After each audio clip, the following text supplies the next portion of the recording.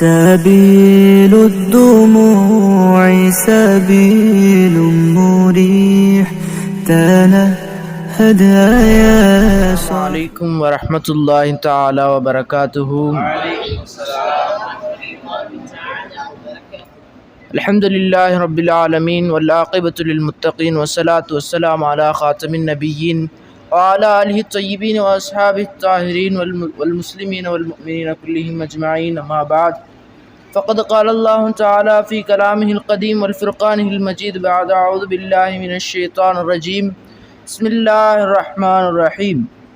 إن الذين آمنوا وعملوا الصالحات أولئك خير البرية جزاؤهم عند ربهم جنات عدن تجري من تحتها الأنهار خالدين فيها أبدا رضي الله عنهم ورضوا عنه ذلك لمن خشي ربه. وقال عثمان بن عفان رضي الله عنه إن القبر أول منزل من منازل الآخرة. صدق الله العلي العليم. அல்லாஹுடைய மாபெரும் கருணை கிருபை அல்லாஹ் ஜல்லஷானஹு தஆலா நம்மை முஸ்லிம்களாக முஃமின்களாக அதிலும் குறிப்பாக கண்மணி நாயகம் ஸல்லல்லாஹு அலைஹி வஸல்லம் அவர்களின் உம்மத்திலே பிறக்க வைத்தானே அந்த அல்லாஹுக்கே எல்லா புகழும். அல்ஹம்துலில்லாஹ் அல்ஹம்துலில்லாஹ் அல்ஹம்துலில்லாஹ். அன்பார்ந்த அல்லாஹ்வின் நல்லடியார்களே, அருமையான எனதருமை இஸ்லாமிய சொந்தங்களே, அல்லாஹ் ஜல்லஷானஹு தஆலா தனது அருள்மறையாம் குர்ஆனிலே கூறி காட்டுகிறான், இன்னல்லதீன ஆமனு ஆமிலு ஸாலிஹாத்தி உலாயிக ஹும் கைருல் பரியா. நிச்சயமாக நல்லமல்கள் செய்தவர்கள் அவர்கள்தான் கைருல் பரியா, காலத்தில் சிறந்தவர்கள் என்று அல்லாஹ் ஜல்லஷானஹு தஆலா சொல்லி காட்டுகிறான்.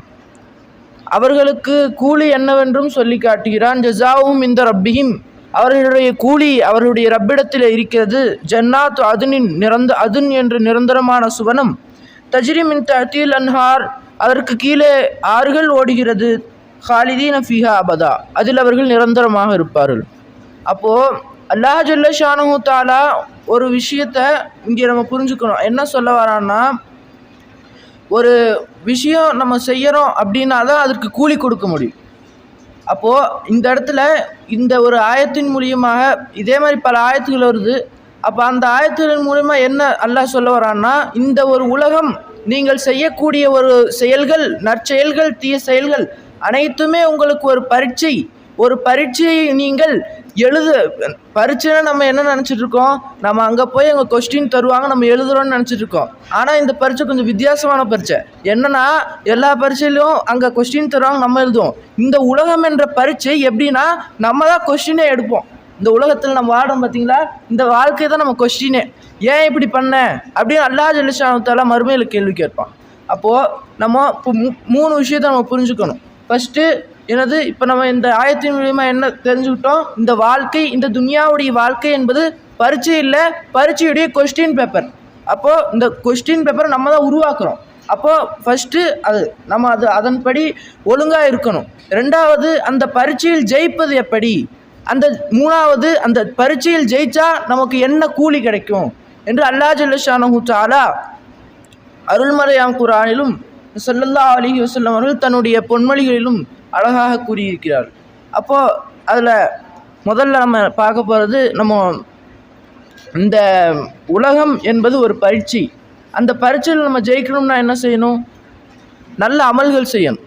நல்ல அமல்கள் செய்தால் மட்டும் நாம் சுவனத்தை அடைந்து விடுவோமா, அந்த ஜெயித்ததின் கூலியை நாம் பெற்று விடுவோமா? இல்லை. அல்லாஹ் ரசூல் ஸல்லல்லாஹு அலைஹி வஸல்லம் சொல்கிறாங்க, வஜபத் மஹப்பத்தி, என்னுடைய பிரியம் வாஜிபாகிவிட்டது. எனக்காக யார் இருவர் அமர்கிறார்களோ, எனக்காக இருவர் சந்தித்து கொள்கிறார்களோ, எனக்காக இருவர் பேசிக்கொள்கிறார்களோ, அவர்களுக்கு என்னுடைய மஹப்பத் வாஜிபாகிவிட்டது என்று சொல்கிறார்கள். அதே கண்மணி நாயகம் ஸல்லல்லாஹு அலைஹி வஸல்லம் அவர்கள் கூறுகிறார்கள், அன்த மஹமன் அஹ்பப்த, நீங்கள் யாரை பிரியப்படுகிறீர்களோ அவர்களுடன் இருப்பீர்கள். அப்பொழுது நாம் ரசூலுல்லாஹி ஸல்லல்லாஹு அலைஹி வஸல்லம் அவர்களை பிரியப்படுவது ஒரு பக்கம் இருப்பின், ரசூல் ஸல்லல்லாஹு அலைஹி வஸல்லம் அவருடைய பிரியம் நாம் இங்கு அமர்ந்ததின் காரணமாக, நம்மளின் மீது வாஜிபாகி விட்டதன் காரணமாக, நிச்சயமாக சத்தியமாக நான் உங்களுக்கு வாரண்டி கொடுக்குறேன், நம்ம எல்லாரும் சொர்க்கத்தில் இருப்போம். ஏன் அந்த மஹமன் அஹபப்த, நீங்கள் பிரியப்பட்டவர்களுடன் இருப்பீர்கள். அப்போ நம்ம என்ன செஞ்சிட்டோம்? நம்ம வாழ்க்கையில் ஜெயிச்சிட்டோம். நம்ம பரீட்சை இப்போ எழுதிட்டு இருக்கிறோன்னு இல்லை, நம்ம பரீட்சை எழுத போகிறோம் இன்ஷா அல்லாஹ். நம்ம ஆகிரத்துலேயும் கபர்லையும் எழுத போகிறோம். அப்போது இந்த பரீட்சையில் ஜெயிக்கிறதுக்கு முக்கியமான காரணம் ரசூலுடைய முஹப்பத், இன்னும் நம்மளுடைய நல்ல அமல்கள்னால் என்ன? நல்ல அமல்கள்னால் தொழுகிறது, நோன்பு வைக்கிறது, ஜகாத் கொடுக்கறது அப்படி இல்லை. நல்ல அமல்களை 2 வகையாக பிரிப்பாங்க. ஒன்று ஹுக்கூக்குல்லா, ரெண்டாவது ஹுக்கூக்குல் இபாத். அல்லாஹ்வுக்கு செய்ய வேண்டிய கடமைகள், அதுவும் நல்ல அமல்கள் தான். அடியார்களுக்கு செய்ய வேண்டிய கடமைகள், அதுவும் நல்ல அமல்கள் தான். இந்த 2 அமல்களை செஞ்சாலும் அல்லாஹ் ஜல்லஷானஹு தஆலா சூனத்து கொடுக்குறான். ஒரு ஹதீஸ் நம்மளுக்கு பிரபல்யமான ஹதீஸ் தான். என்னென்னா ரசூல் ஸல்லல்லாஹு அலைஹி வஸல்லம் சொல்கிறாங்க, ஒரு விபச்சாரம் செய்யக்கூடிய பெண் நாயிற்கு தண்ணி ஊற்றினால் அல்லாஹ் சூனத்துக்கு கொண்டு போயிட்டான் அப்படின்னு சொல்லி ரசூல் ஸல்லல்லாஹு அலைஹி வஸல்லம் தன்னுடைய அருள்மறையான ஹதீஸில் சொல்கிறாங்க. அப்போது நம்ம என்ன புரியுது?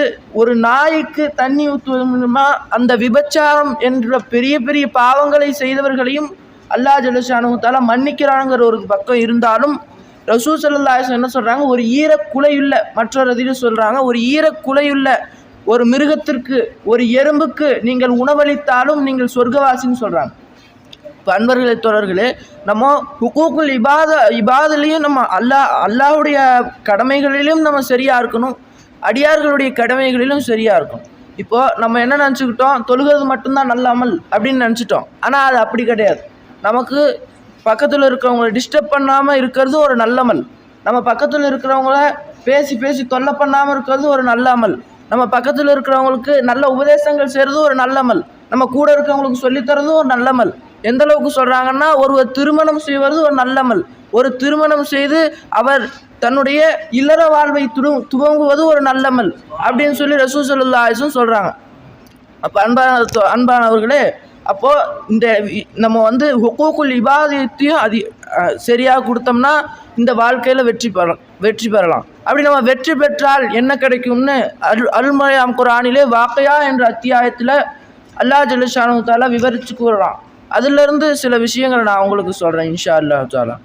அல்லாஹ் ஜல்லஷானஹு தஆலா சொல்கிறான்,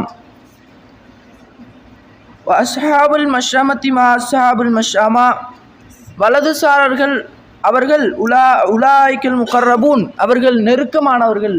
அப்போது நம்ம அல்லாஹுடைய நெருக்கத்தை பெற்றுக்கொள்ளலாம். எப்படி இருந்தால்? நல்லமல்கள் செய்து கொண்டிருந்தால், நாம் வாழ்க்கையில் வெற்றி பெற்றால் அல்லாஹ் ஜல்லஷானஹு தஆலாவுடைய நெருக்கத்தை பெற்றவர்களாக நாம் ஆக முடியும். எங்கே நெருக்கத்தை பெற்றவர்கள்?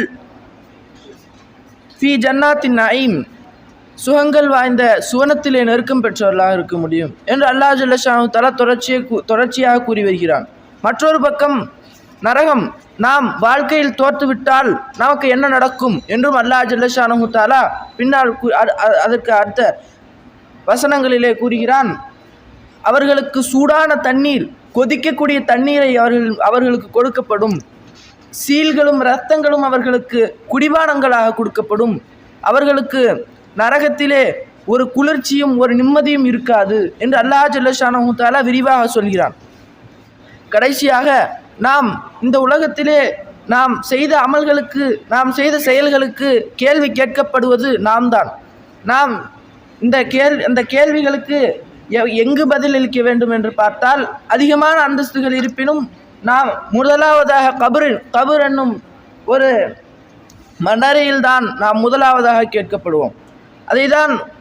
அதற்கு பின்னால் வரக்கூடிய அத்தியாயங்களிலே வாக்கையாவிலே அல்லாஹ் ஜல்லஷானஹு தஆலா கூறி காட்டுகிறான்.